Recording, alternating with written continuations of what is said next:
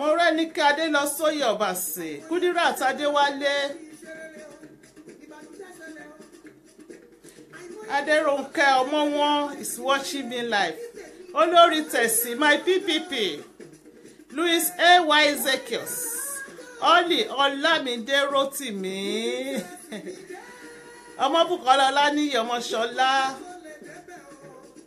Olori Bukky Jaye Ọlá Ọpẹ́ o, Aunty Ayọ̀dé at last yo. Debbie Títílayọ̀ mi Olúwakẹ́mi Àjàní Stella Akíníbòsún ọ̀rẹ́ mi dáadáa Ẹ̀bùn Ọlá Adébọ̀wálé Yésìdé Sókúnbí Sanwó-Ọlá ẹ káàbọ̀ sórí ètò. Asisat Adékànbí Kẹ́hìndé Ọlábísí Ṣóhùnmí Fúnmiláyọ̀ Joseph Felicia Fọlọ́runṣọ́ Abíọ́dún Oyètóbi Oyèlọ́lá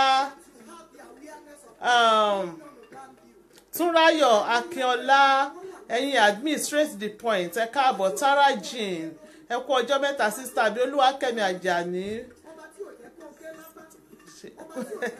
ẹ ṣeun gan ni Fọlákẹ́mi Fọláhàn Kéjì Bello Denix Fábáyọ̀ Kudirat Adéwálé Oyinlolúwa Akins Ṣọláìdé Deborah Ayẹni Bello my darling beautiful sister ẹ káàbọ̀ sórí ètò Laura B Square Jùmọ̀kẹ́ Àlí Ọ̀túnnígà my PPP Alájà Títílayọ̀ Adétúnjí Princess Lọ́lọ́ ọmọ Chami Tigo Quincy McDonald Àbẹ̀kẹ́ Kẹ́hìndé Zikra Daudu ẹ káàbọ̀ sórí ètò Jùmọ̀kẹ́ Àlí Ọ̀túnnígà welcome sister Ọlábísí Ọ̀hányọ ẹ káàbọ̀ sórí ètò Princess Ọlájídé Egunláyé ẹ má bínú mi tí mi bá pè dáadáa Wàsíù Olúgbémiga Yusuf ẹ káàbọ̀ Tolúwalọpẹ́ Ọ̀sági Ọ̀ṣunkọ̀yà Yétúndé Adéyẹmí Adétọ́lá Gaza Olúwatóyìn Ọmọlọ́lá Princess Ade my beautiful sister Táwà Ọlá ẹ káàbọ̀ Ṣọláìdé Deborah looking good thank you ma ẹ ṣeun gan ni ma Abídèmí Karim ẹ káàbọ̀ sórí ètò gbogbo yín pátá tí ẹ bẹ ṣe ń wọlé bẹ́ẹ̀ ni mò ń kí yín gbogbo ara ni mo fi ń kí yín o Adéyọlá Adégbóyèga 0, 7, 4, 5, 6, 7, 6, 7, 2, 2.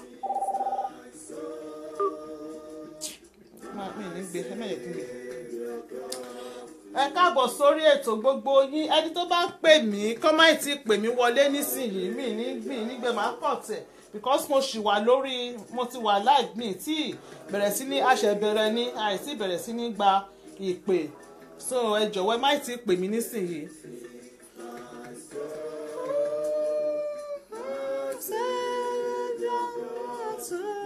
Agnes Ọlágbọ́lá thank you very much my darling beautiful sister Bukky Vida Divina ẹ káàbọ̀ sórí ètò my beautiful sister ẹ káàbọ̀ sórí ètò yẹ bá mi share fídíò yìí ká lè bẹ̀rẹ̀ ní pápápá story tá a mú wá lónìí kò yẹ story tó máa dá wa lágara kò gùn rárá kò ń ṣe ṣókí lọ́bẹ̀ oge ni tó dẹ̀ máa dùn tó máa láyìn tó máa bá wa dá sí ni Báńtálẹ̀ Ayọ̀olúwa Ruth that's all the way from Nigeria my darling daughter Bọ́sẹ̀dé Ajétúmọ̀ bí Fọlákẹ́ Ọlágoróyè Princess Afọláṣadé ẹ̀yin tèmi Agnes Ọlágbọ́ọlá Àdíjà Tọ́lábísí Òdúkọ̀yà Táwà Ọlá Ìyábọ̀ Bello Sanni ẹ káàbọ̀ sórí ètò ẹ bá mi share àti pé àti ju 100 lọ sówó a máa bẹ̀rẹ̀ àti wọ 116 people mi tí rèéyọ èèyàn kan tó share fídíò yìí ẹ bá mi share ká lè bẹ̀rẹ̀ ní pápápá mò ń dúró dè yín o ẹ̀yin tèmi Bukky Tara Jean already shared thank you very much my darling sister shared already Agnes Lola ẹ ṣé Natalia Elizabeth Hutchin ẹ káàbọ̀ sórí ètò ẹ ṣeun gan ni ẹ̀yin tèmi God bless you too welcome on board great show thank you sir Justify Ralph ẹ káàbọ̀ sórí ètò my darling husband my darling handsome husband ẹ káàbọ̀ sórí ètò ẹ ṣeun gan ni ẹ̀yin tèmi so a máa bẹ̀rẹ̀ ètò náà because shared ẹ bá ẹ ṣe tẹ́ ẹ bá mi share gbogbo ẹ̀yin tẹ́ share pátá bí mo ṣe máa ń gbàdúrà fún yín ẹ̀yin náà máa rí pàdúrà mi pé ó ń gbà lórí yín ẹ ṣeun gan ọwọ́ tẹ́ fi share fídíò yìí ẹ ní fi gbé ọmọ sin lágbára lọ́wọ́ Elédùmarè, ẹ ní fi ṣe nǹkan tí ò dáa jẹ. Gbogbo nǹkan tẹ́ bá ti dáwọ́ náà lè báyìí pátá olóró máa yọrí sí rere. Orí kọ̀ọ̀kan tó ṣe fídíò yìí ẹ ṣeun gan ni. Ẹ ṣàmì kẹgbẹ́ tọ́ àdúrà kẹgbẹ́ mi, ẹnu àṣẹ ni mo fi gbàdúrà fún yín. I've shared twice. Olúwakẹ́mi Àjàní, thank you, double blessing in Jesus name. Ẹ ṣeun gan ni. Tọ́ ẹ yẹ ká gbọ́ orin Jésù tẹ̀. Ó tún gbéga o,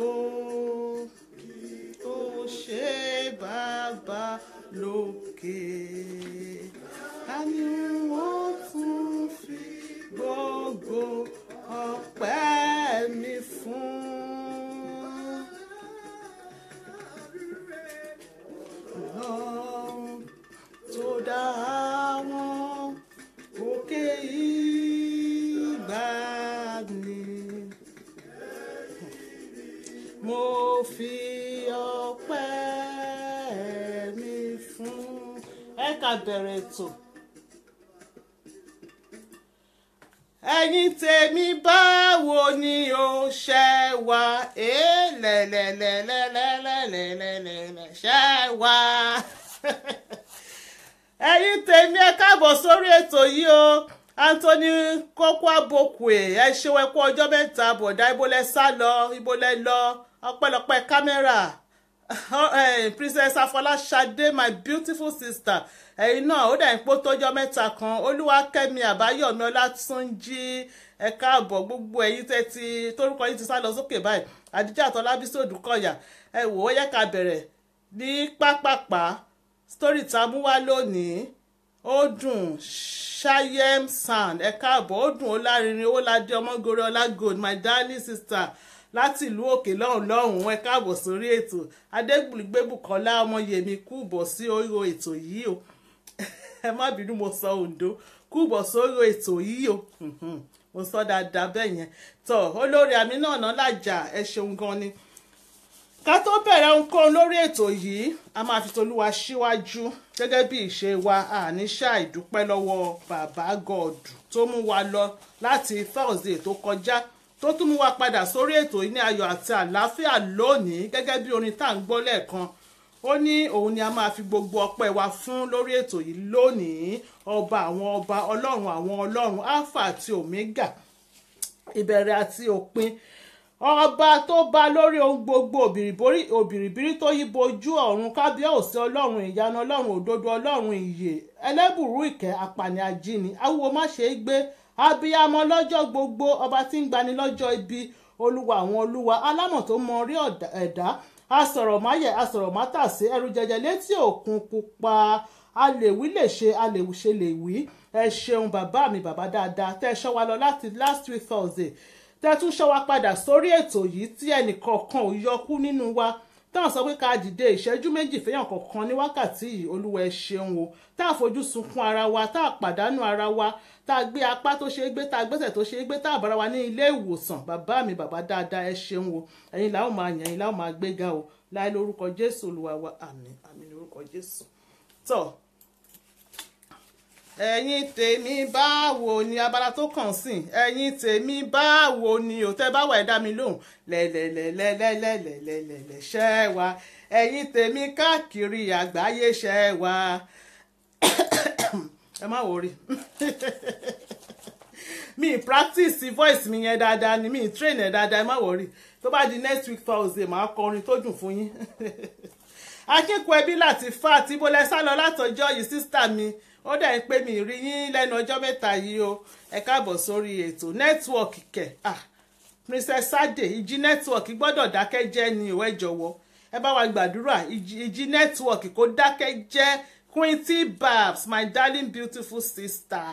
Ẹ jẹ́ ká gbóhùn yín, ẹ má wò wá ní ẹ̀yìn agbo, ẹ̀yìn kámẹ́rà lẹ́wà. A ti gbóhùn yín sìn. Ṣé ẹ wà yín náà, ṣé ẹ wà o? A wà. Tọ́ ká tó bẹ̀rẹ̀, gbogbo wa ni ire kàn lọ́jọ́ òní, gbogbo wa ni ire kàn, ṣùgbọ́n lọ́dọ̀ mi gangan báyìí òun ló yí sí. Tẹ́ bá ń gbọ́ ọ̀dọ̀ mi ló yí sí, ọ̀dọ̀ mi ló yí sí, èmi gangan ni ire kàn. Ẹ jọ̀wọ́ gbogbo yín pátá ẹ bá mi ṣe happy birthday sí ọmọ mi, my son, my handsome son. Ọmọ mi, Olúwa dáhùn sọ̀rọ̀ mi, ó máa clock 12 years ní ọjọ́ Sunday 24th of September ọdún yìí. Sunday tó ń bọ̀ yìí òun ni ó máa pé 12. A pè yín o, ẹ wá jẹ ìrẹsì, ẹ wá jẹ iyán àti ọbẹ̀ ẹ̀fọ́, ẹ wá jẹ ọbẹ̀ ilá alásèpọ̀, gbogbo ẹ̀ pátá ni máa ṣe fún yín. A pè yín kẹ́ wá bá wa jẹun kẹ́dẹ̀ wá jó, kẹ́ wá bá ń tí ayọ̀ jó. Tọ́ ẹ bá mi ṣe happy birthday sí ọmọ náà wípé ẹ̀mí á ṣe púpọ̀ lókè pẹ̀ omi ní fojú sunkún òun àtàwọn àbúrò ẹ̀. Òun ni àkọjá ewé mi, òun ni mo kọ́kọ́ bí, ó máa tágbà ṣe gbogbo nǹkan tó máa fi ṣe àgbà kò ní wọn lágbára lọ́wọ́ Elédùmarè. Èmi àti bàbá ẹ̀ à ní fojú sunkún ẹ̀ o, àdẹ̀ ní fojú sunkún àwọn àbúrò ẹ̀ lágbára lọ́wọ́ Ọlọ́run. Ọmọ ò ní kú mọ́ wa, àáfẹ̀yìntì báyà máa jèrè wọn ni, wọn ò ní yọ ọmọkọ́mọ. Ẹ̀kọ́ tá à ń kọ́ wọn tó bá gba ọ̀tún wọlé kò ní gba òsì jáde. Ìlànà Ọlọ́run, ilé Ọlọ́run, ìlànà Jésù òun la fẹsẹ̀ wọn tọ̀, ẹsẹ̀ wọn ò ní yẹ̀ kúrò ńbẹ̀. Àti gbogbo ẹ̀yin tẹ́ ń wò mí pátá, tẹ́ ń ṣe àmì sọ̀rọ̀ mi, tẹ́ ń bá mi wish ọmọ mi happy birthday, ẹ ní fojú sunkún ọmọ o, ẹ máa fẹ̀yìntì báyìí máa jẹun ọmọ ni. Orí olórí ò ní gbà ṣe wa ṣe lágbára lọ́wọ́ Elédùmarè. Jésù Olúwa wa, àmín.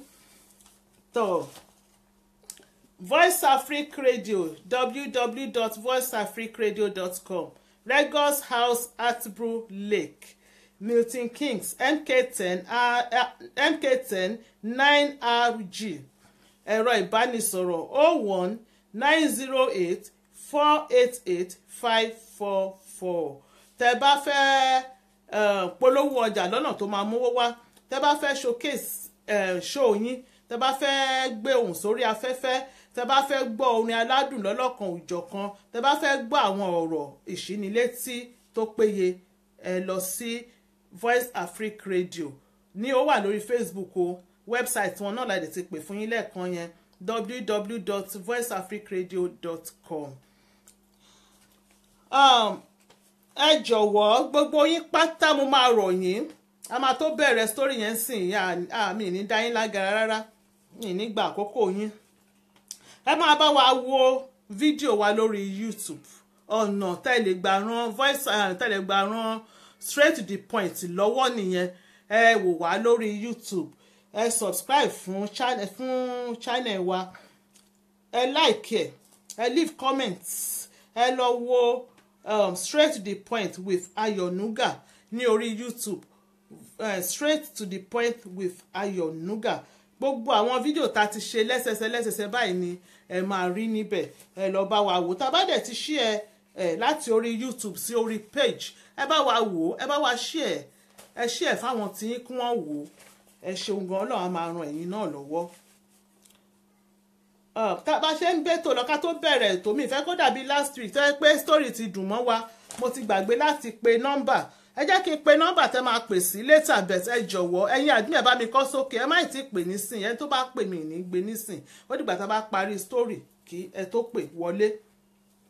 074 175 91830 074 175 91830.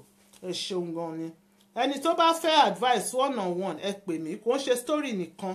Ọ̀pọ̀lọpọ̀ èèyàn ló máa ń pè mí, tá máa ń jọ sọ̀rọ̀. Ṣó ti yé yín? Kí Ọlọ́run má yẹ ká rógun depression. Téèyàn bá dì tí ò rẹ́yàn fọ̀rọ̀ lọ, ó lè lead sí depression. Àwọn èèyàn máa ń pè mí, mo ní wọn lóríṣiríṣi, àwọn tèmi, àwọn PPP mi tó yẹ pé story wọn ò fẹ́ kí n ṣe mi tẹ̀ ṣe story, ṣùgbọ́n lóòrèkóòrè náà máa ń fún mi ní update tí a dẹ̀ máa ń gba ara wa níyànjú. Gbogbo wa náà òun la lọ́gbọ́n, ọgbọ́n ọlọ́gbọ́n òun lèèyàn máa fi ń ṣe ọgbọ́n. So ẹ pè mí one on one advice, tẹ́ bá fẹ́ kájọ advice ara wa, tó bá nìkan tẹ́ ń go through tẹ́ lè sọ fọ́rẹ̀ẹ́, ẹ pè mí, mo wà níbí fún yín. Aunty Ayọ̀, love your earrings. Aunty Ayọ̀, Ṣadé Bandele Basi, thank you very much. Ó wà fún títà lóríṣiríṣi bẹ́ẹ̀, drop earring tẹ́ bá fẹ́ ẹ pè mí, àbí kẹ́ lọ sí orí Facebook, ẹ click lé AY Beauty lórí page mi, ẹ lọ bá mi like ẹ máa rá àwọn earrings níbẹ̀. Àwọn kan wà tí a ṣẹ̀ kó dé ṣùgbọ́n tí a ò tí kò sí orí page, láìpẹ́ bóyá títí ọ̀la wọ́n máa dé orí page. Ẹ ṣeun gan, ẹ pè mí tẹ́ bá fẹ́. Thank you very much. À bẹ̀rẹ̀ story náà nísìnyìí. Bọ̀dá kan ni wọ́n pè mí, ẹ tẹ́tí kẹ́ gbọ́. kó lè yé yín bọ̀dá kan náà pè mí wọ́n Lábánkẹ́ Ṣóbándé ó tó ọdún mẹ́wàá ẹ káàbọ̀ sórí ètò ó tó ọdún mẹ́wàá a máa mú padà bọ̀ lórí ọ̀rọ̀ yín because ibi tẹ́ ẹ sá lọ látọdún yìí ẹ máa sọ fún mi ibi tẹ́ ẹ lọ tẹ́ ẹ dágbére ẹ káàbọ̀ sórí ètò thank you my darling sister olórí Bukky Jayéọlá bọ̀dá kan náà pè mí wọ́n ní àǹtí Ayọ̀ mo ní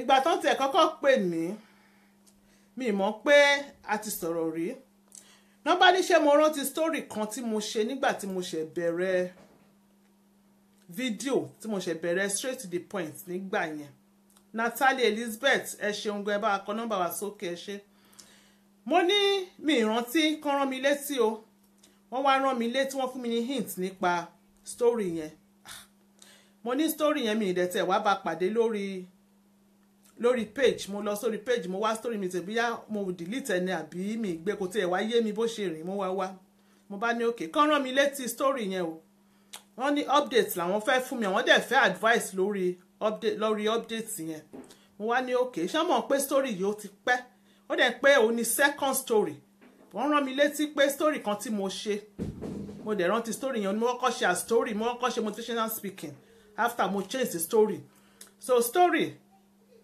tí mo kọ́kọ́ ṣe ń gbà yẹn ni wọ́n sọ wípé ní after story yẹn làwọn pè mí mo dẹ̀ rántí mo ní òkè mo ní ó ti pẹ́ mo ní mi ìdẹ̀rí story mo ní kán rán mi létí wọ́n wá ní òkè wọ́n wá sọ wọ́n wá just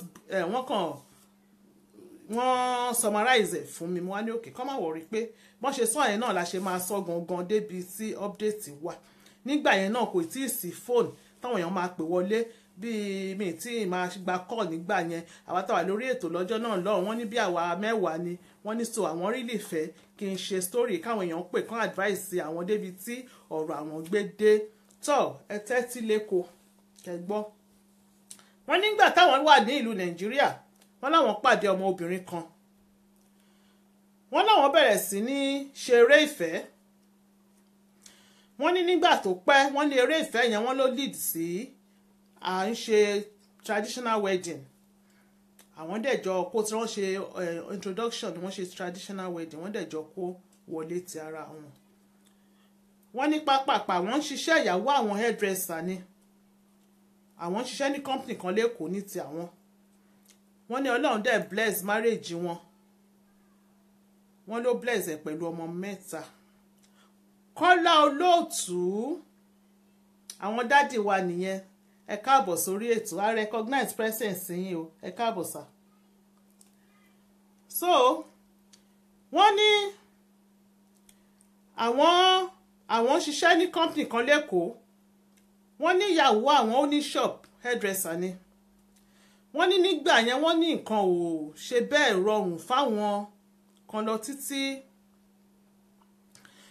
wọ́n ní nǹkan rough wọ́n láwọn ń struggle láti jẹun láti keep family àwọn together ni wọ́n ní nígbà tó wá pẹ́ wọ́n láwọn wá pe ìyàwó àwọn wípé àwọn ní ọ̀rẹ́ sí ìlú òyìnbó àwọn dẹ̀ ní ọ̀rẹ́ tó mọ ẹni tó lè bá àwọn process visa yìí kí ìyàwó àwọn jẹ́ kí àwọn ó lọ káwọn lọ wá tajé ṣe lọ tí nǹkan bá da káwọn lè kó ìyàwó àti àwọn ọmọ wọlé wọ́n ní ìyàwó àwọn sọ wípé rárá o pé òun ò lè gbà káwọn ó kọ́kọ́ lọ ìlú òyìnbó o nítorí pé kí ni òun mọ ìwà àwọn ọkùnrin òun ti gbọ́ òun dẹ̀ ti rí lóríṣiríṣi ẹ̀yin ọkùnrin tá bá ti dé ìlú òyìnbó ìgbà ẹlẹ́ máa ní kò easy lẹ fi pàdé obìnrin míì kò easy lẹ ó fi bímọ fún yín tẹ máa gbàgbé fámìlì yín sí Nàìjíríà wọ́n ní àǹtí sọ wípé lá òun ò ní gbà wọ́n náà wá sọ pé tọ̀ kò sí problem pé ṣé wàá kọ́kọ́ lọ tó bá nígbà ìwọ kọ́kọ́ lọ Ọlọ́run ṣe alọ́mọ ọ̀dọ̀ àdẹ̀ ní kókó tó kéré jù lọ́wọ́ wípé kí ìyàwó àwọn wá kọ́kọ́ lọ wọ́n ní ó dẹ̀ sọ wípé òun ti gbọ́ òun wá kọ́kọ́ lọ òkúkú mọ̀ mí dìá ti bá dọ̀hún pé o mọ̀ pé mi ò lè gbàgbé ọmọ póbìnrin lèmi kọ̀kọ̀ bẹ́ẹ̀ yẹn wọ́n láwọn dẹ̀ trust ìyàwó àwọn lóòótọ́ because kò wà wayward, she wasn't a wayward woman nígbà yẹn. Wọ́n ní onígbàgbọ́ òdodo àti Christian home ló ti wá, Christian family.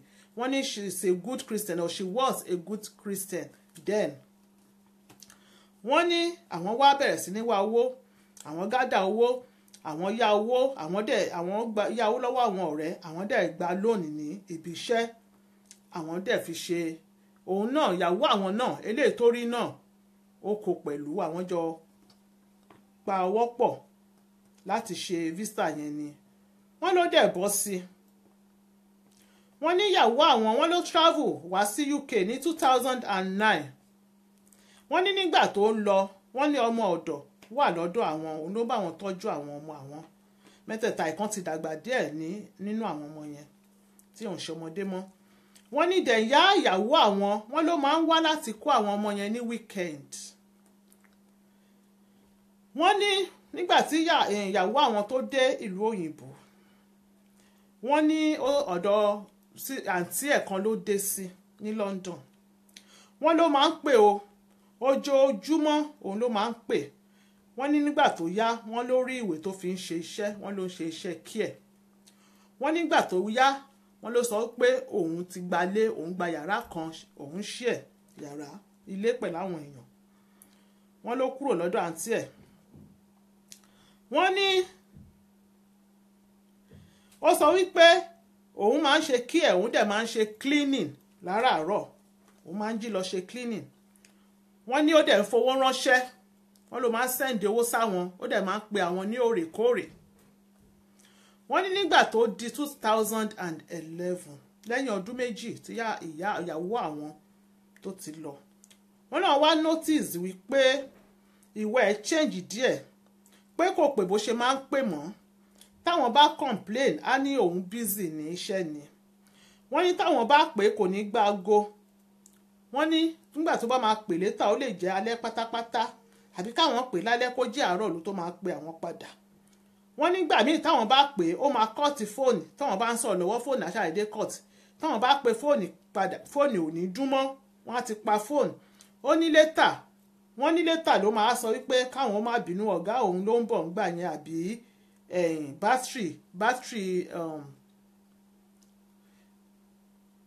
bátìrì fóònù wípé ó lọlẹ̀. Wọ́n ní táwọn bá bí nípa plan wípé báwo làwọn àti ọmọ ṣe máa wá join ẹ̀, wọ́n náà sọ wípé òun sì ń process paper òun, òun ò tí ì ríwèé, òun ò tí ì níwèé, pé so káwọn ó sì ní sùúrù. Wọ́n ní nígbà tó pẹ́, ara bẹ̀rẹ̀ sí ní fún àwọn. Wọ́n ní àwọn wá ní ọ̀rẹ́ àwọn kan, wọ́n ló ń gbé ní Excess. Wọ́n làwọn wá pè é, wọ́n làwọn sọ wípé kí ló ń ṣẹlẹ̀. Wọ́n ní ìyẹn ti bí 2013 December, around that time làwọn pe ọ̀rẹ́ àwọn bí Christmas period. Wọ́n láwọn ọ̀rẹ́ àwọn sọ wípé kí àwọn fún òun ní àdírẹ́sì ẹ̀. Wọ́n ní àwọn wá fún ọ̀rẹ́ àdírẹ́sì táwọn ní lọ́wọ́, àwọn fún ọ̀rẹ́ àwọn. Wọ́n ní ọ̀rẹ́ àwọn wá sọ wípé káwọn má wọ́rì, pé òun máa lọ síbẹ̀, òun máa lọ ṣe investigation. Ẹ jọ̀ọ́ bá wa share fídíò yìí, gbogbo èèyàn bá wa share.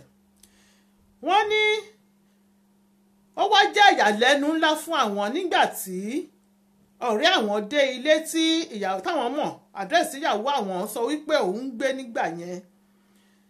Wọ́n ní tí kò bá níbẹ̀ tán sọ wípé kò gbé bẹ̀ mọ́. Wọ́n ní àwọn ò wá mọbi tó ń gbé.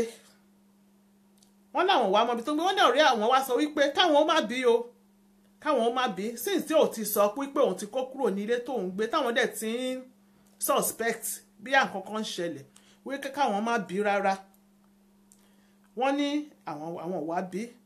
Bọ́ọ̀rẹ́ àwọn wá sọ wípé ó dáa, pé òun máa bá àwọn process visa ti àwọn, wípé òun dẹ̀ máa ran àwọn lọ́wọ́ even pẹ̀lú owó gan pàápàá. Wọ́n níbi táwọn ti kò sí nìyẹn. Wọ́n ní kò mọ̀ pé àwọn ti mọ̀, ìyẹn ìyàwó. wọ́n tó bá pè àwọn á dá lóhùn dáadáa, á béèrè ọmọ, á béèrè igbá, á béèrè àwò, àwọn á dá lóhùn. Wọ́n ní tó bá dẹ̀ tó àkókò tó yẹ kó sẹ́ǹdì owó, wọ́n ní ó máa sẹ́ǹdì owó oúnjẹ sí àwọn ọmọ, wọ́n ní ó ń ṣe ìyẹn, kò dá ọwọ́ ìyẹn dúró. Wọ́n ní anyway nígbà tó di 2014 wọ́n ní visa àwọn jáde towards the ending of 2014. Wọ́n ní nígbà tó di February 2015 wọ́n ní àwọn travel ní 2015 February. Wọ́n ní nígbà tí àwọn dé excess àwọn wà lọ́dọ̀ ọ̀rẹ́ àwọn. Wọ́n ní nígbà tó àwọn sinmi nígbà tó di ọjọ́ kejì ọ̀rẹ́ àwọn ní káwọn ó pè. Wọ́n náà wá pé wọ́n ní kò pè padà pẹ̀lú fóònù ọ̀rẹ́ àwọn. Wọ́n ní kò gbé. Ayọ̀yẹ́misí Akila, Ayọ̀yẹ́misí Vivian Akila, àbúrò mi dáadáa, my blood, the last born of the family. Pẹ̀lẹ́ àbúrò mi díà, ó ṣeun tó join mi lónìí. Ọmọ ńkọ́ ọkọ ńkọ́ o. Wọ́n ní àwọn wá pé wọ́n ní pẹ̀lú fóònù ọ̀rẹ́ àwọn, wọ́n ní kò gbàgò. Wọ́n ní lẹ́tà ńgbà tó di ìrọ̀lẹ́ wọ́n ló pè padà. Wọ́n ní nígbà tó pè padà ọ̀rẹ́ àwọn ló gbé, wọ́n lọ́rọ̀ wọn sọ wípé kó hold on. Wọ́n ló sọ pé ta nìyẹn, wọ́n lọ́rọ̀ wọn sọ pé kó hold on. Wọ́n ní wọ́n á pàṣẹ aago sí àwọn. Wọ́n ní nígbà tán pàṣẹ aago sí àwọn, wọ́n láwọn sọ pé hello, lágbájá ló ń sọ̀rọ̀. Wọ́n ló sọ wípé ibo ló wà, ibo ló ti ń pè, nọ́mbà wo ló fi ń pè. Wọ́n láwọn sọ pé àwọn wà ní UK, pé àwọn wà ní UK, pé ó sọ wípé UK kẹ̀, báwo ló ṣe máa wà ní UK, ṣé ó sọ fún mi pé òun travel ni. Wọ́n láwọn sọ pé àwọn fẹ́ fi surprise ẹni, àwọn fẹ́ fi ṣe surprise fún ẹni pé àwọn ti dé láti àná. Wọ́n ní ó sọ wípé that is good, káàbọ̀, jẹ́ kí n pè é padà, mò ń ṣe nǹkan lọ́wọ́. Wọ́n ní bó ṣe sọ nìyẹn. Wọ́n ní ó wá drop pé ṣùgbọ́n bí àwọn ṣe bó ṣe sọ̀rọ̀ wọ́n rí pé ó wà shocked, kò expect ẹ̀, pé big shock ní fún. Wọ́n ní àwọn wá retí kó pè padà lọ́jọ́ yẹn pé kò pè. The second day kò pè. Wọ́n náà wá bẹ̀rẹ̀ sí ní pé kò gba aago. Wọ́n ní nígbà tó máa fi di the second day táwọn pè, wọ́n ní ó ti switch aago off, wọ́n ló ti pa fóònù. Wọ́n ní wọ́n ní ọ̀rẹ́ àwọn wá sọ wípé káwọn má worry, káwọn má dẹ̀ ronú, káwọn má rò rárá, wípé nǹkan tó ń kẹ́ nínú rédíò yìí sẹ́ àwọn máa mọ̀, àwọn máa investigate, àwọn máa ṣe ìwádìí. Wọ́n ní àwọn mú picture ẹ̀, àwọn send the picture ẹ̀ sí àwọn èèyàn àwọn ní London, àwọn tó ń ṣe care ní East London, pé àwọn mọ̀ wípé side ibi tó ń gbé tẹ́lẹ̀ yẹn, ilé iṣẹ́ tó wà àbí tó ti ń ṣiṣẹ́ tẹ́lẹ̀, wọ́n mọ̀ pé àwọn nursing home kankan kò lè jìnnà síbẹ̀. So àwọn bẹ̀rẹ̀ sí ní ṣe investigation. Àǹtí yìí ó dẹ̀ ní nǹkan tí èèyàn lè fi dàmọ̀ lójú, ṣùgbọ́n mi ní describe, bíi pé kán sọ pé ṣé wọ́n pè mí lu mú sìn, wọ́n sọ pé ó lu mú ó pupa, ó ṣe, wọ́n láwọn ṣàbẹ̀rẹ̀ sí ní bẹ̀mí ní sọ nǹkan tí àǹtí yẹn tó téèyàn lè fi dàmọ̀ yẹn, a máa fi yẹn pamọ́ díẹ̀. Wọ́n ní lẹ́tà ṣáábí táwọn bá ìwádìí dé, níwádìí fi hàn wípé ìyàwó àwọn táwọn ń pè níyàwó àwọn ó ti marry o, òyìnbó ló dẹ̀ fẹ́, kódà òyìnbó tó fẹ́ kò ń ṣọmọdé, àgbàlagbà ni, pé ó sì ti bí ọmọ ẹyọ kan fún òyìnbó, ọmọ obìnrin fún òyìnbó, pé ó dàbí ẹni wípé bíi 2011 kò bí ọdún méjì ní after tó délùú òyìnbó ní time tó bẹ̀rẹ̀ sí ní change, tí bòdà notice pé ó ń change ìwé ẹ̀ ń change yẹn, pé ó dàbí ẹni pé period yẹn ni ó ti pàdé òyìnbó yẹn. Wọ́n ní òyìnbó yẹn ra ilé, pé wọ́n jọ ń gbé ni. Wọ́n láwọn ṣáà gba gbogbo information. Wọ́n ní inú àwọn bàjẹ́, wọ́n láwọn pe family ẹ̀ ní Nàìjíríà, wọ́n pe ìyá ẹ̀. Wọ́n ní ó tún wá jẹ́ ìyàlẹ́nu fún àwọn tí ìyá ẹ̀ sọ wípé wọ́n ní kò sí nǹkan, ìyá ẹ̀ káwọ́ lórí ni, pé àwọn dẹ̀ mọ̀ pé ìyá yẹn ò pretend pé because ó bá wọn ní òjijì pé ọmọ àwọn bá rí òbímọ níbo gbóná tí ń ṣerú ẹ̀ àwọn ò gbọ́ o àwọn ò gbọ́ o ẹlẹ́dàá àwọn rí o àwọn ò mọ nǹkan kan o wọ́n bá ní àwọn máa pè é wọ́n pè é o látìgbà tó ti pa aago bóyá ó ti change number tó ti pa aago kò tan aago o ẹbí pè ará pè ọ̀rẹ́ pè láti Nàìjíríà àǹtí ò tan aago ò lọ bọ̀dá àwọn ọ̀rẹ́ bọ̀dá wọ́n wá bẹ̀rẹ̀ sí ní advice bọ̀dá wípé má para ẹ̀ torí obìnrin má para ẹ̀ ìwọ náà ti dé ìlú òyìnbó ṣiṣẹ́ kíwọ náà rí owó kíwọ náà máa tọ́jú àwọn ọmọ ẹ̀ ní Nàìjíríà kíwọ náà move on pẹ̀lú life ẹ̀ wọ́n ní àwọn ọ̀rẹ́ àwọn wà very supportive wọ́n dúró ti àwọn towótowó ti gbogbo ẹ̀ wọ́n bá wọn wá ìwé àwọn bẹ̀rẹ̀ sí ní ṣe iṣẹ́ wọ́n ní nígbà tó yá àwọn pàdé arábìnrin kan wọ́n ní ṣùgbọ́n wọ́n ní àwọn pàdé ẹ̀ true èèyàn wọ́n ní nígbà tó yá àwọn mọ̀ wípé kò ní ìwé àwọn sì fẹ́ràn ẹ̀ wọ́n ní so àwọn ò mind pé tó bá yá ìwé máa jáde àwọn ò ní ìwé lady náà kò ní ìwé wọ́n nígbà tó yá àwọn move in ó ń gbé ní apartment kan bẹ́ẹ̀ ó ní ìwé tó fi ń ṣe iṣẹ́ ó dẹ̀ ti ṣe díẹ̀ náà nílùú òyìnbó wọ́n ní àwọn wá move sí inú ilé lady yẹn àwọn jọ ń gbé wọ́n ní nígbà tó wá di June 2016 wọ́n ní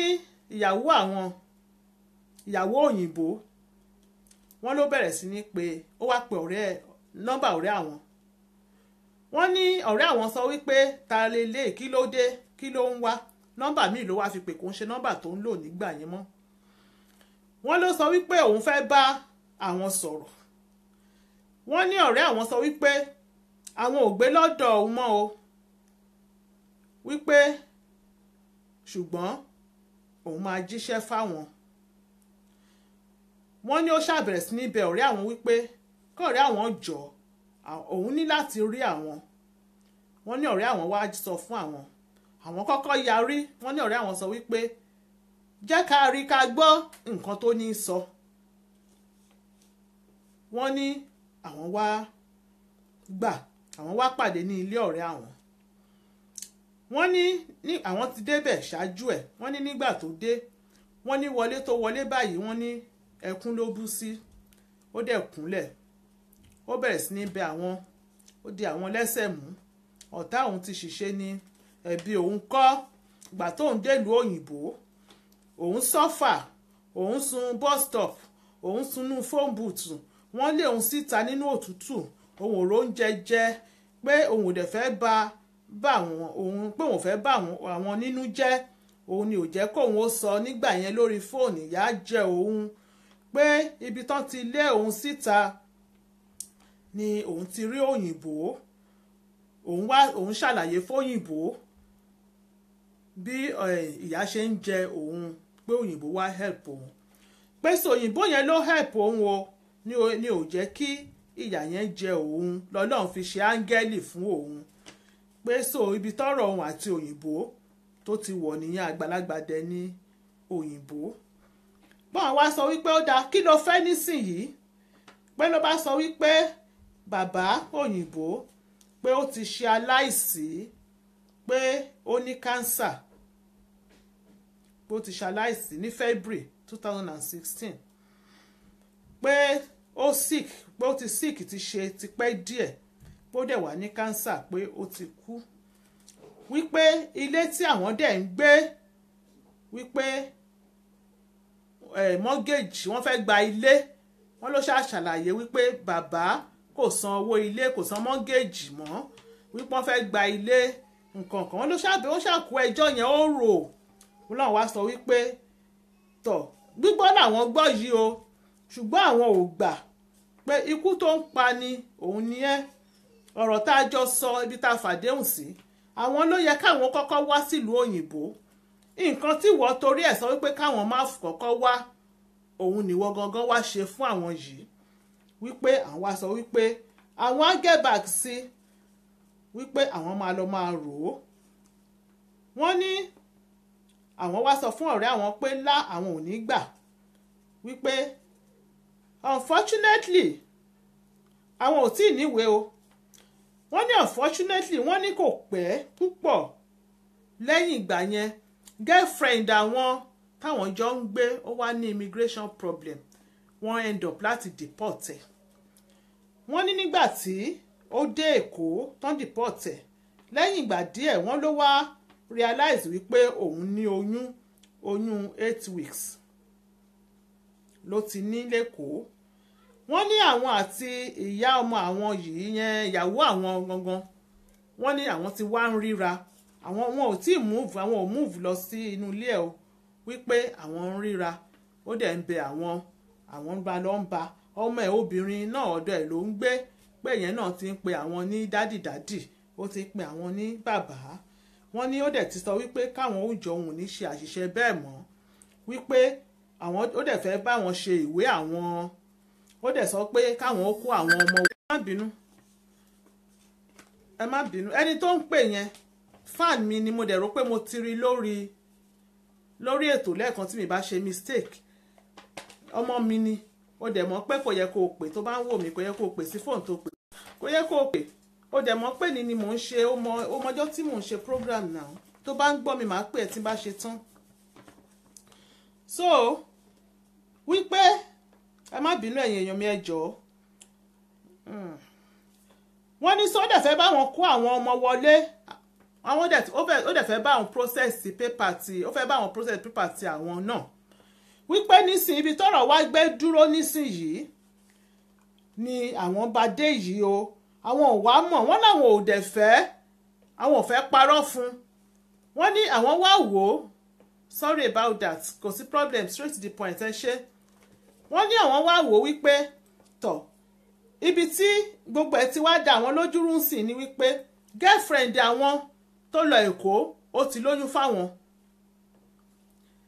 pé ìyá ti bí òun náà ti bẹ̀bẹ̀ àwọn ti jọ ń wọléwọ̀de díẹ̀díẹ̀ ọ̀rọ̀ ti ń wọ̀ àwọn ò wá mọ̀ nǹkan tó yẹ káwọn ó ṣe káwọn ó sọ fún ni wípé girlfriend tèkó ó ti ní oyún wọ́n ní nígbà tí a ṣe story ńgbà yẹn àwọn èèyàn sọ wípé káwọn ó forgive ẹ̀ ibi tá a ṣe story dé nígbà yẹn nìyẹn àìtí gbọ́ pé update girlfriend ní oyún kò lóyún wọn ìtì fún wa nígbà yẹn wọ́n deport ẹ̀ wọn ò tí fún wa wọ́n ṣẹ̀ wá update wá ń sìn ní bẹ́ẹ̀ ńgbà yẹn àwọn tó wà lórí ètò ńgbà yẹn mi rò pé buwájú mẹ́wàá mo ṣe bẹ̀rẹ̀ ní nígbà yẹn tán advice bọ̀dá àwọn kan ní kí bọ̀dá gbà páṣìṣe ni so nísìn ibi tọ́rọ̀ gbé dúró nìyẹn ẹni tó bá fẹ́ advice bọ̀dá lórí ohun àtàntí kì í ṣe pé wọ́n kò tí ì tún sí wọn tí ì ṣe pé wọ́n ti ṣègbéyàwó àbí wọ́n ti kó tira wọ́n ti jọ ń gbé nísìnyí o wọ́n máa ń lọ síbẹ̀ ní lóòrèkóòrè bọ̀dá ò tí kúrò nílé wọn kí ni kí bọ̀dá ṣe láàrin àwọn méjèèjì tó wà nílẹ̀ ìyàwó ti London ìyàwó òyìnbó tí òyìnbó ti kú tó dẹ̀ fẹ́ padà tó ti bẹ̀bẹ̀ wípé èṣù ni àbí girlfriend tó lọ sẹ́kọ̀ọ́ tó lóyún kí ni kí bọ̀dá ṣe nísìnyìí kí ni kí bọ̀dá ṣe wọ́n ní ó dẹ̀ fẹ́ ẹ má bínú should I tell her wọ́n ní girlfriend wọ́n ló bímọ ó bí baby boy wọ́n ní ṣé káwọn okay she gave birth in July wọ́n ní girlfriend ti bímọ o ó ti bí baby boy wọ́n ní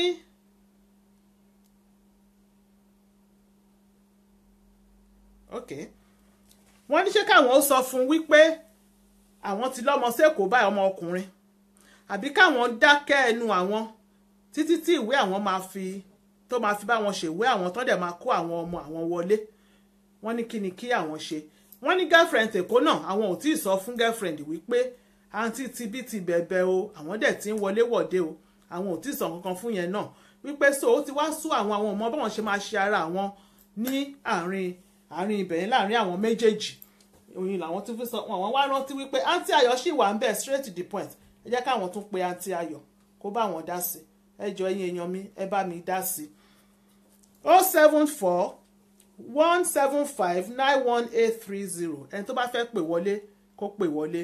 He should tell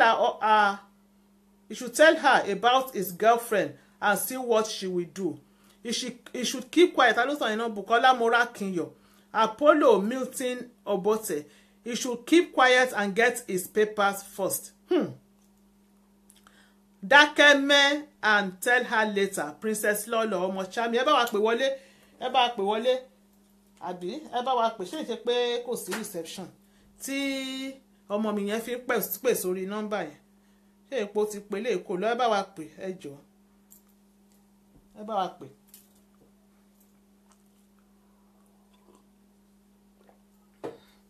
A ní ìṣẹ́jú mẹ́wàá, a sì ní bíi 10 minutes, yes, láti gba call. Ẹ ká gbé call ẹ̀. Hello. Hello, straight to the point. Straight to the point ni ẹ káàbọ̀ sórí ètò sá. Mo mọ̀ pé ètò yìí tá a ṣe lé ní ọkùnrin ló máa kọ́kọ́ pè wọlé, mo mọ̀ torí ọ̀rọ̀. Okay, Apollo Milton Obote ló sọ̀rọ̀. Okay sir, ẹ bá wa pẹ́, ẹ bá wa dá sí. Nǹkan tí mo máa tán pọ̀rọ̀ yẹn ni pé wọ́n máa ní láti dákẹ́ ni o, because woman yẹn ti ṣe díẹ̀, ó lọ struggle fún ẹ, ó keep quiet, ó gbà nǹkan tó fẹ́ gbà. So àsìkò tí máa yẹn náà ń sìn láti keep quiet láti gba nǹkan tó fẹ́ gbà nìyẹn. Nǹkan tó bá sọ̀rọ̀ ń sìn, ó máa lose out completely. So wọ́n ti gé fọ́ náà. Woman yẹn ṣe tẹ̀ ó bímọ síta. So tí máa yẹn náà bá ṣe tẹ̀ ó bímọ síta, kò sí kan tó bá ti bẹ̀ẹ́. Lórí ṣe fíìmù yẹn, tó bá sọ ń sìn, wọ́n máa lágbó ẹ̀rú máa yàn nígbà òkèèrè nígbà.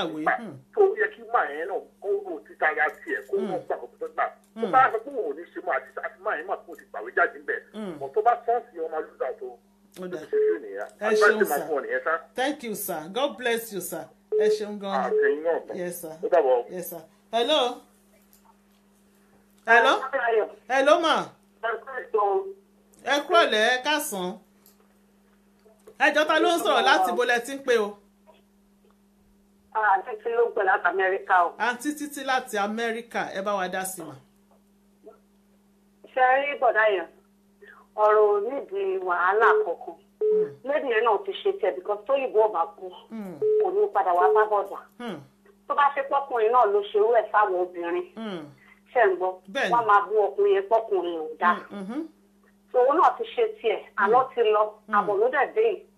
Bọ̀dá yẹn ò gbúdọ̀ fojú girlfriend kó yẹn ráre. Kó kàn dákẹ́ ẹnu ẹ̀. Bí àwọn tìbí náà ṣe dákẹ́ ẹnu ẹ̀. Títí tó fi dá Amẹ́ríkà tó fi ní pé ó fẹ́ òyìnbó.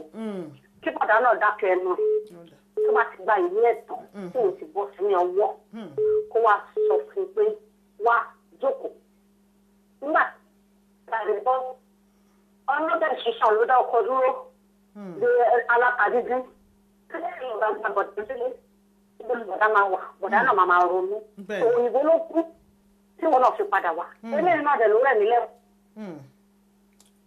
Ẹ ṣeun mà, ó dẹ̀ ń pé kò sí reception lọ́dọ̀ yín yẹn mọ́. Yes ma. Ẹ ló mú ń gbọ́ yín o. Àwọn obìnrin ó ti ṣe nǹkan tóun náà máa ṣe fún bọ̀dá níbẹ̀rẹ̀. Tó bọ̀dá náà dẹ̀ ti ní pé bá. Ó dá mà. God bless you ma. Ọlọ́run máa ṣiṣẹ́ ẹ̀ ní ọ̀nà ara. Àmín mà. Tó kó ṣe wà nìyẹn. Ẹ ṣeun mà. God bless you. Ọlọ́run àkọwà mọ̀ ṣe. Àmín àmín, ẹ ṣeun mà. God bless you ma. Bye ma. Hello. Hello. Hello ma. Ẹjọ́ ta ló ń sọ̀rọ̀ láti bọ́lẹ̀ tí ń pè? Ẹjọ́ ní straight to the point nìyẹn. Bẹ́ẹ̀ ni mà, láti bọ́lẹ̀ tí ń pè wá, kí lorúkọ yín? Láti Nàìjíríà ni mà. Ẹjọ́ mà, kí lorúkọ yín o? Ayọ̀ ni mà. Ayọ̀, olórúkọ mi namesake, ẹ bá wa dá sí. Láti Nàìjíríà ni mà. Ẹ bá wa dá sí mà. Ayọ̀. Ẹ bá wa dá sí. Yes ma, kí máa yẹn kó gba ìyàwó yẹn padà. Nítorí pé ìyàwó the other girlfriend yẹn tó bá sọ pé òun kí máa yẹn gba ìyàwó ẹ̀ padà. Kó gbà padà because ó fi bímọ síta. Girlfriend yẹn náà, máa yẹn náà dẹ̀ ti bímọ síta. So àwọn méjèèjì ti jẹ́ the same thing làwọn méjèèjì jọ jẹ́ báyìí after one àwọn méjèèjì. So torí ti àwọn ọmọ wọn tó ti ní sílẹ̀ tẹ́lẹ̀. Ó dá mà. Kán ro tọ́ So mọ́. àwọn ọmọ tó ti ní sílẹ̀ tẹ́lẹ̀ kí àmá bàjẹ́ àwọn ọmọ yẹn so that wọ́n á lè jọ sowọ́pọ̀ tọ́jú àwọn ọmọ yẹn. Ó dá Wọ́n á mà. lè jọ sowọ́pọ̀ tọ́jú àwọn ọmọ yẹn. Ó dá mà. Nǹkan tí mo ní sẹ́yìn. Ẹ ṣeun mà, God bless you. Ẹ ṣeun gan ni o. Hello. Hello àti Ayọ̀, ẹ kúrọ̀lẹ́ mà. Ẹ kúrọ̀lẹ́ mà o. Ẹjọ́ ta ló ń sọ̀rọ̀ láti bọ́lẹ̀ tí ń pè wá? Ronke Rokis ló ń sọ̀rọ̀. My darling beautiful sister. Mo dóhùn yẹn mọ̀ mo kàn ní kí tún béèrè náà ni. Ẹ bá wa dá sí. Mo kàn fẹ́ sáré sọ̀rọ̀ díẹ̀ ní pé ọ̀rọ̀ lórí ọ̀rọ̀ yìí ni. Kẹ́rì àtọ̀túwàtò ìsọ sọ̀rọ̀ wọ́n right tó kó má sọ fún. At the same time, á da kọ́ sọ fún kó tó gbàwé yẹn lọ́wọ́ ẹ̀. Okay. Kó máa mọ̀ ọmọ fi ìwé yẹn wù fún wọn dáhùn. Kó bá sọ fún kó wá wò nǹkan tó máa ṣe because tí kò bá ń ṣe àwọn ọlọ́tí ṣe ó máa ló ṣe ẹsẹ̀ gbé. Máa yìí ò ní ṣe bẹ́ẹ̀ yẹn because he's an honest man. So tó kọ́ máa fall into that trap tóun náà hùwà burúkú yẹn kó máa di gbọ́dọ̀ wá wẹ̀ nínú ẹ̀ṣẹ̀ kan náà. Kó sọ fún kẹ wá gbọ́ nǹkan tí wúmọ̀ yẹn máa ṣe pẹ̀lú ẹ̀ kó gbọ́ nǹkan tó máa ṣe pẹ̀lú ẹ̀ ó di dandan kó sọ fún kó wò wò because àwọn ọmọ tó bí ilẹ̀ ẹni mọ̀ kó máa bẹ̀rẹ̀ pé iye tó wà Nàìjíríà nǹkan God so good ó ti bímọ Olúwa ṣeun Ọlọ́run á dá ọmọ náà sí. Àmín àti tiwa. So kó sọ fún because òun náà ti máa yẹn tó ti di 50-50 ìyẹn kan ti bímọ fún òun náà ìwọ náà ti bímọ fún yọkan ìwọ gangan ló ti máa yẹn síta tó bá sì níjẹ máa yẹn á gbà máa yẹn padà mọ̀ kí máa yẹn kó fẹ́ wọn kó má fi wọ́n lẹ̀ òyà ọmọ wọn àkọ́kọ́ ni kó má fi wọ́n lẹ̀ lẹ̀kọ́ àṣọ ẹ̀ pé you are still my wife pé ìwọ ló fà á tí nǹkan láì ṣẹlẹ̀ wà á máa lọ́ọ̀gùn pé ká máa gbọ́rọ̀ ìyọ̀rọ̀ gbogbo tá máa ń gbọ́ àpò máa gbọ́ gbogbo àwa mímọ́ hand at the hand ibi ló máa parí ẹ̀sìn ẹjọ́ ọmọ ẹ̀sọ́ fún bọ̀dá yẹn ló bá ń gbọ́ wa concept gbogbo wa back. Ó dà ẹ ṣeun sister mi God bless you. Tọ̀bọ̀dà wọ́n ní ká ẹ fún wa ní update pátápátá o hello. Hello máa o ẹjọ́ ta ló ń sọ̀rọ̀ láti bọ́lẹ̀ tí ń pè wá o. Bímbọ́ ni láti Amẹ́ríkà. Àǹtí Bímbọ́ láti Amẹ́ríkà ẹ pẹ̀lẹ́ mà ẹ bá wa dá sétò yìí o. Ẹ ṣe òun gan àti ayọ̀. Yes ma. Ẹ wo police sọ ìmọ̀ yẹn ti pamọ́. Bẹ́ẹ̀ ni ṣé kò tí kọ́ ti báyìí o. Okay. With or without that woman, we get papers. So ó mẹ́ta kó sọ fún nítorí pépà náà ìníyàwó ẹ̀ fi sílẹ̀ tó lọ fẹ́ yìí fún. Bẹ́ẹ̀ ni. tó bá bímọ fẹ́ lòmí yẹn kò ń ṣe fault ọkùnrin náà. It's not his fault at all. So tí ìyàwó bá fẹ́ padà ó máa padà wá pẹ̀lú gbogbo nǹkan tó òun náà ló dá gbogbo ẹ̀ lẹ̀. Ìsídà kó ara ìfọ̀ ìyẹn mà láì sàn o. Ó tún ro ti ìyàwó. Ó tún ro ti ìyàwó. Nítorí dáadáa mo fi get his papers. Kókó sọ fún kò ní ìṣòro máa parọ́ fún. Ó dà. Ó sọ fún tó bá fẹ́ kójókòó tí ò bá fẹ́ kójókòó kó máa lọ. Ẹ ṣeun sister mi God bless you from America. A dẹ̀ ń gbàdúrà fún yín gbogbo hurricane gbogbo ẹ̀ yìí kíjì yẹn kó dákẹ́ lórúkọ Jésù ni o. A ní pàdánù ẹ̀mí lágbára lọ́wọ́ Elédùmarè. Àmín Jésù ẹ ṣeun ma God bless you bye ma. Hello ẹ bá wá yí device sísàlẹ̀ ẹjọ́ torí Ọlọ́run ká lè gbọ́ yín dáadáa. Hello ma. Hello ma ẹ kúrò lẹ́ ma. Ẹ kúrò lẹ́ ma. Yes ma ẹjọ́ ta ló ń sọ̀rọ̀ o láti bolẹ̀ tí ń pè wá o. Nǹkan tí mo fẹ́ dá sí ni wípé. ẹjọ́ ẹ porúkọ yín mà ẹ porúkọ yín. Ẹ̀rí ọ̀rọ̀ yìí Fọláṣadé ló ń sọ̀rọ̀ Fọláṣadé láti London. Láti London àti Ṣadé ẹ bá a dá sí. Ṣé ẹ̀rí ìgbà tí mo fẹ́ sọ lórí ọ̀rọ̀ yìí ni wípé 50-50 ni. Ṣòye yín 50-50 ni. No cheating. Kò sọ̀rọ̀ kankan bẹ́ẹ̀ mọ́. Kò sí cheating. Because ìyàwó ti ṣe tiẹ̀ kọjá. Ní ìsinyìí ọkọ òde lè dúró ní gbogbo ìgbà tí ìyàwó òfin at least ọkọ ṣàmà ní ìdèyàn because ó ṣàmà ní ìdèyàn láti máa dúró láti máa ṣe ìgbà tí ìyàwó ti fi sílẹ̀ tí ìyàwó ọkọ fi lọ fẹ́ tó fi rí obìnrin míì tó fi bá a sọ̀rọ̀.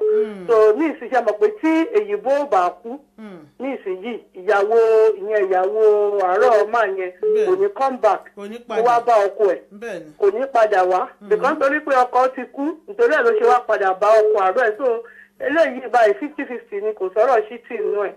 Ìmọ̀ràn mi fún ọkùnrin yẹn ni wípé kó sọ fún ìyàwó ẹ̀ kó jẹ́ kí ìyàwó ẹ̀ mọ̀ kò sí pọ̀rọ̀ pé ó ń bínú náà because ìyàwó náà ti bímọ fẹ́ yìbò ọkọ náà dẹ̀ tún ti bímọ then obìnrin tá à ń sọ yìí ó tún wà ní Nàìjíríà because èèyàn dẹ̀ mọ̀ bí gbogbo Nàìjíríà ṣe rí ní ìṣiṣẹ́ àmọ̀pẹ́ tó ti wà nílùú òyìnbó tẹ́lẹ̀ rí tán wá dìpọ́ọ̀tẹ̀ ṣe mọ̀ yí pé kì í ṣe pé ẹniyẹn náà máa wà happy pẹ̀lú ó tún wá lóyún sínú á tún bímọ tó ìmọ̀ràn mi fọ́kùnrin yẹn ni wípé ẹni tó wà ní Nàìjíríà yẹn ó máa gbà gẹ́gẹ́ bí ìyàwó kejì ni á dẹ̀ máa ṣe ẹ̀tọ́ fún á máa ṣe ẹ̀tọ́ ẹ̀ fún bìkọ́ tó ló lọ́mọ lọ́wọ́ ẹ̀ ìyàwó ẹ̀ tó dẹ̀ wá níbi tó fẹ́ yìbò ó dẹ̀ kó sọ fún ó sọ pé kan báyìí ni obìnrin yẹn náà kàdà èrè tó wà Nàìjíríà kò kú sí ibi díje di pé wọ́n fẹ́ máa jowó ara wọn. ẹ ṣe wọ́n ti Ṣadé God bless you ma. ìmọ̀ràn ti tèmi fún ọkùnrin yẹn nìyẹn kó sọ fún ìyàwó ẹ̀ yes ma 50-50 ma ni o bye ma àjẹ̀ǹgbádùn yá àǹtí ayọ̀ ẹ ṣe ma ọlọ́run á máa fún yín ṣe o àmì o lágbára ẹ ọlọ́run kú àdúró sí bye ma mo dẹ̀ lọ. ẹ má bínú a ní láti gbé mi hello hello hello. hello ẹ kúrò lẹ́ máa jẹ́ ta ló ń sọ̀rọ̀ láti bẹ̀rẹ̀ sí pè wá o èmi nìyẹn mo ní Quincy McDonald láti Texas. ta ló ń pè.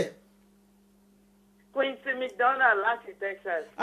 My darling beautiful sister ẹ bá wa dá sí ẹ ṣeun ọjọ́ kan pẹ̀lú ẹ bá wa dá sétò ni. Ní tèmi máa yẹn wọ́n nídìí àti sọ fún ìyàwó wọn tó lọ fẹ́ òyìnbó yẹn torí kò sí nǹkan bẹ́ẹ̀ mọ́ nǹkan tó ṣẹlẹ̀ ní pé àwọn ẹni òun gangan ló kọ̀ sí nǹkan tó ṣẹlẹ̀ tí máa yẹn fi lọ fún ẹlòmíì lóyún in the country.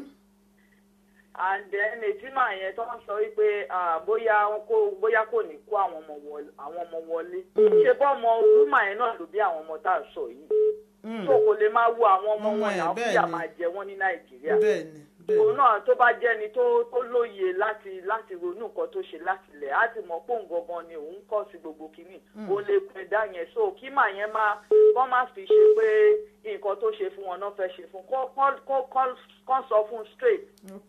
So tó bá máa ṣèwé fún wọn á ṣe ibi tọ́lọ̀ bá máa gbé wọn dé wọn á dé bẹ̀ ìṣàṣòye wọn lọ́n fi wà nílùú òyìnbó nígbà tí wúmà yẹn fi wọ́n sílẹ̀. bẹ́ẹ̀ni ẹ ṣeun ma wọ́n sọ fún kán ṣàlàyé fún ẹ ṣeun sísítà mi olóṣì ló bí àwọn ọmọ yẹn so she got to take care of them. kò lè máa wò wọ́n bẹ́ẹ̀ tó bá dẹ̀ sọ pé well the same way náà ni ọlọ́run tó lànà fún máa yẹn tó fi dé ìlú òyìnbó á tún lànà fún láti tún. àmín Jésù ẹ ṣe ojú òní tì yín máa o God bless you ma bye ma. hello ọ̀pọ̀ last caller lélẹ́yìí o hello ma o hello ma ẹjọ́ ta ló ń sọ̀rọ̀ láti bọ́lẹ̀ tí ń pè wá o ẹjọ́ ẹ bá wa yí fọ́ọ̀lù yín sísàlẹ̀ pátápátá ká lè gbọ́ yín dáadáa. ẹ bá wa yí sísàlẹ̀ ẹ ló mà. mo ń gbọ́ yín. ọjọ́ kan pẹ̀lú mà ẹjọ́ ta ló ń sọ̀rọ̀ láti bọ́lẹ̀ tí ń pè wá. ta ló ń sọ̀rọ̀. Lọ́lá ló ń sọ̀rọ̀ láti London. àǹtí Lọ́lá láti London. ọjọ́ kan pẹ̀lú Thursday la máa ń ṣe nísìnyìí 6 o'clock for a very long time láti ṣe ní Thursday. Ibi programu yín wò mọ̀. Ọ̀pọ̀ tí orí nǹkan tó ṣe máa máa connect mi padà. ó dáa ẹ pẹ̀lẹ́ mà. ẹ bá wa dá sí i. Anyway torí nǹkan tó ṣẹlẹ̀ yẹn nǹkan bẹ́ẹ̀ but máa yẹn ní láti sọ fún. Máa yẹn ní láti sọ fún. Tó bá sọ fún máa bẹ́tà. Ṣàpèlèwé London gbà mí kò ní tètè pé ó máa pẹ́ ló máa dá wà lálẹ́ at the end of the day. Tó bá sọ fún tó bá ti mọ̀ kò fún ọkọ ti ṣẹlẹ̀ náà 50-50 ni wọ́n ti jọ ṣe mistake yẹn láti ilẹ̀ ìyàwó tó kọ́ ṣe mistake ọkọ náà ti ṣe mistake ní ìsìn tó obìnrin yẹn kò ní bínú but tó bá sọ fún wàhálà tó máa ṣẹlẹ̀ lẹ́sà even though wàhálà nìsín lè ṣẹlẹ̀ tó bá sọ fún máa make sense ó ti ṣẹlẹ̀ ọkọ àti ìyàwó ńgbà ni kò ṣe é já sí àárín àwọn méjèèjì náà jọ mọ̀ pé àwọn ti jọ ṣe mistake ọlọ́run dẹ̀ pọ̀ ọlọ́pàá àti ìyàwó ni ọlọ́run bá pọ̀ lápàdé àwọn òtún ní padà ṣe mọ̀ bẹ́ẹ̀. bẹ́ẹ̀ni ó tọ́ lọ́rọ̀ yìí ẹ ṣeun ma God bless you ma yes ma bye ma ẹ ṣeun ma yes ma.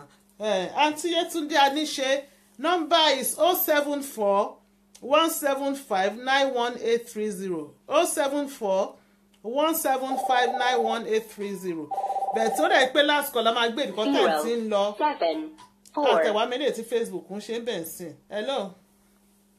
ẹ kúrọ̀lẹ́ àǹtí Ayọ̀. ẹ kúrọ̀lẹ́ máa jọ ta ló ń sọ̀rọ̀ láti bẹ̀rẹ̀ tí ń pè wá.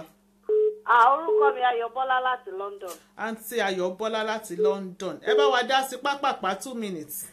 okay yes ma nípa ọ̀rọ̀ yẹn ṣe rí ọkùn yẹn máa ní sùúrù ni toró ti fi sọ́dọ̀ ọkùnrin náà tó bá jóbìnrin tó bá já obìnrin yẹn ló wà Nàìjíríà tọkùnrin lọ ṣe irú nǹkan báyẹn wọ́n máa ní kán ní sùúrù náà ni ẹ understand ó lè ṣe sọ́dọ̀ ọkùnrin náà tó bá ní ọkọ ẹ ó ṣe kíní gba ọmọ yẹn bẹ́ẹ̀ tó bá sì nífẹ̀ẹ́ kọ́ńkú yẹn kán gbà wọ́n bẹ́ẹ̀ kán dáríjì wọ́n kò sẹ́ni tí ò lè ṣẹlẹ̀ sí kán ro tó bá jẹ́ pà wọ́n ni tó bá jẹ́ pọ́n bẹ àǹtí yẹn wọ́n wish pé kó gbẹ̀bẹ̀ padà. wọ́n ti gbẹ́bẹ̀ báyìí question wọn nísìnyí ni wípé ṣé káwọn sọ fún wípé èèyàn kan náà ti bímọ fáwọn tó wà ní Nàìjíríà. Bẹ́ẹ̀ni ó ti di 50-50 nìyẹn obìnrin yẹn ò lè yarí torí òun ló kọ́kọ́ ṣàṣemáṣe kò lè yarí ó máa gbà bẹ́ẹ̀ ni. ó dà ẹ ṣeun wọ́n bá sì nífẹ̀ẹ́ ara wọn. God bless you. torí àwọn ọmọ ọ̀rọ̀ gbogbo ẹ̀ torí ọmọ náà ni. ẹ ṣeun ma God bless you. ẹ ṣeun Granty Ayọ̀. ma bye ma. God bless you. ẹ ṣe gan ó dà. yes ma. so ẹ yẹ ká pa ojú òpó dé fún mi mọ̀ bóyá Facebook ti ń gbà wá láyè ju 1 hour nsìn torí mo mọ̀ pé gbogbo bíi a week 2 weeks ago yẹn 1 hour péré ni Facebook máa ń gba live video láyè bẹ́ẹ̀ máa mi mọ̀ so for 1 hour. 4, ó dá ẹ̀ka gbélé ká fi palẹ̀ mọ́. 6. hello. hello ma. ẹ kọ́lẹ̀ o ẹ kúrọ̀lẹ́ ma. Ayọ̀. Ta ló ń sọ̀rọ̀ mà láti ibo lẹ ti ń pè wá? ìyá Búkì ló sọ̀rọ̀ láti Manchester. àǹtí Búkì ṣé Jayọ̀lá nìyẹn? ó ti ṣe ti Jayọ̀lá. ok ma ó dá ẹ máa sọ̀rọ̀ yín lẹ́bàá dá sí. ìkan tẹ́mi kàn rí sí program tẹ̀ ń ṣe yìí ni pé ètò tó wà lẹ́yìn lẹ́yìn ni pé ó fẹ́ gba ọkọ ẹ̀ padà nìyẹn. nǹkan tẹ́mi máa advice bọ̀dá torí pé ọkọ àtìyàwó ni wọ́n. kí bọ̀dá máa tí ì sọ fún obìnrin ni wá bó bá sọ fún pẹ́rẹ́ kò ní fún máà nìyẹn níwèé mọ́ kí máa yẹn náà gbàwé títí ẹ̀ lọ́wọ́ ẹ̀ kọ́wọ́ náà dákẹ́ kọ́ máa ti sọ fún pọ̀wọ́n náà mọ́ ní Nàìjíríà kó gbàwé tó bá ti gbàwé títí ẹ̀ náà tán kó gbé kalẹ̀ kó sọ fún ìwọ ló tì mí sí nǹkan tí mo ṣe ó jẹ́ ti ṣẹlẹ̀ nìyẹn ìgbà yẹn kò sí nǹkan tó fẹ́ ṣe sí ṣùgbọ́n tó bá sọ fún àwọn èèyàn kan sọ ìṣèbí London yìí ni gbogbo wa wà wọn ọmọdéwé ṣe rí ni láti gbàwé ọ̀dọ́ yìí náà fẹ́ hand up pé kó tún lọ fẹ́ obìnrin míì láti tún fi gbàwé so kó má bàa lọ bẹ́ẹ̀ yẹn lọ títí kó múyàwó ẹ̀ sọ́dọ̀ kó gbàwé kó ṣe pẹ́ kó pẹ̀jẹ̀ títí kó gbàwé lọ́wọ́ ẹ̀ ṣe báwo obìnrin ni torí a bá fa nǹkan kò ní ṣe kékeré á nípa ọmọ òun ti nọ́bà kan owó òní ìròmọ́ tẹ́lẹ̀tẹ́lẹ̀ pé òun lòun kọ́kọ́ ṣe mistake yẹn ṣe mọ̀ bẹ́ẹ̀ àánú òun fi ṣèwé ni a jẹ̀mọ̀ pé bí bóyìnbó ò bá kú ni kò ní padà wá bá máa yẹn ó jẹ̀ ti rí bẹ́ẹ̀ yẹn kọ́ náà rọra dákẹ́ kó gbàwé lọ́wọ́ ẹ̀ tí màá yẹn gbàwé lọ́wọ́ wọn kọ́ dákẹ́ tó bá ti gbàwé tó kọ́ sọ fún pọ̀ náà lọ́mọ Nàìjíríà ẹ ṣeun gan ma. God bless you ma ẹ ṣeun gan ni. thank you bye ma. ó dà ẹ ká pa fóònù torí àwọn calls tó ń wọlé lẹ́nu ó kàn róòlù wọlé ni. ẹ má bínú o mo ti rí àwọn numbers kan àwọn nọ́mbà kan ti ẹ̀ pè láti mi mọ́ country yẹn bẹ̀ tí àráyè bá wọn sọ̀rọ̀ 007 or something ẹ má bínú ní next week Thursday ẹ bá wa dá sí eléyìí tá tún máa ṣe ẹ ṣeun gan ni ẹ̀yin èèyàn mi bọ̀dá àti Amẹ́ríkà tán pè lẹ́ẹ̀kan wọ́n ní ìgára èmi náà fẹ́ sọ Amẹ́ríkà nìyẹn wọ́n ìgára tell her you know you gotta take care of the babies you know. ẹ ṣeun gan ni àròjọ́bù solókùn ọjọ́ ti re bí àná gbogbo ẹ̀yin tẹ́ wò mí pátápátá lónìí tí kò sún yín tí kò rẹ̀ yín ẹ̀yin tẹ́ dẹ̀ máa ń bá mi kalẹ̀ lójoojúmọ́ ojú òní tì yín o ẹ̀ ní tẹ́ o ẹ̀ ní tí ẹ̀ ní ṣubú dànù lágbára lọ́wọ́ Ọlọ́run aṣọ yín kò ní fàyà a máa lọ sùn lálẹ́ yìí oorun ayọ̀ la máa sùn àní tójú oorun dójú kú àdẹ̀ní ti pàládépọ̀ àìsàn nígbà táwọn máa jí ní àárọ̀ ọ̀la àní bára wa ní ilé ìwòsàn àní bára wa nínú sàárè lágbára lọ́wọ́ Elédùmarè ọdún yìí wá ń lọ sópin báyìí oṣù bàbà là ń mú yìí ohun búburú ìbànújẹ́ kò ní bà sínú ayé wa kò dẹ̀ ní bà sínú ilé ẹnì kọ̀ọ̀kan wa kò ní dì wá mẹ́rù lọ o ojú wa máa rí ọdún o a ó ṣe December adé tí máa jọ ké happy new year ni lórí ètò yìí àní fojú sunkún ara wa lágbára lọ́wọ́ Elédùmarè á tún padà àwa là ń lọ àwa la tún máa padà ẹni tó bá ní àní dé òun là ò ní dé bá ní next week Thursday bákan náà pẹ̀lú ètò yìí pẹ̀lú story tó ládùn tó lárinrin tó ní mental tó tún ta yẹ́rìyẹ́rì lẹ́nu tó tún lọ́mọ rí gan pàápàá òun la máa mú wá sí etí ìgbọ́yín ní Thursday tó ń bọ̀ ẹ ṣeun gan ni ẹ̀yin èèyàn mi a tún máa bára wa láyọ̀ àtàláfíà ni o I love you all ẹ ṣeun gan bye see ya bye.